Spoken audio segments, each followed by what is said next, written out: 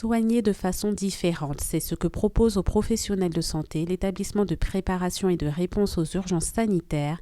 Dès qu'une épidémie, qu'une catastrophe ou qu'une situation sanitaire menace la santé des populations, l'EPRUS intervient en France ou à l'étranger à la demande du gouvernement français. La réserve sanitaire intervient quand les acteurs locaux sont dépassés par l'ampleur d'une situation, soit parce qu'elle est très aiguë, soit parce qu'elle est très longue.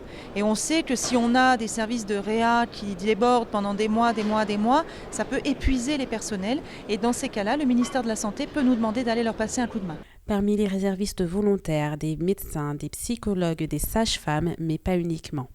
On a plus de 1000 infirmiers dans la réserve sanitaire qui compte 2500 personnes à peu près, des infirmiers de toutes les spécialités, y compris des infirmiers puères par exemple, des IAD, des IBOD. Des soignants qui n'hésitent pas à mettre leur vie professionnelle entre parenthèses, du moins quelque temps, afin d'aider les plus vulnérables. En novembre dernier, l'EPRUS était aux côtés des victimes des attentats de Paris.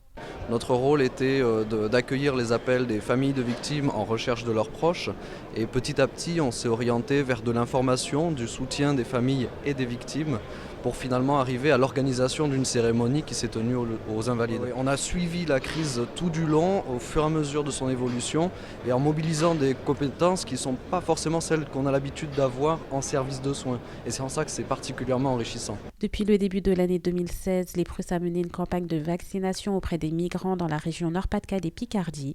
La réserve sanitaire est également intervenue à Ouagadougou après de nouveaux attentats. Depuis le 9 février, une équipe de réservistes est à pied d'œuvre en Guadeloupe compte tenu de l'épidémie de Zika qui sévit aux Antilles.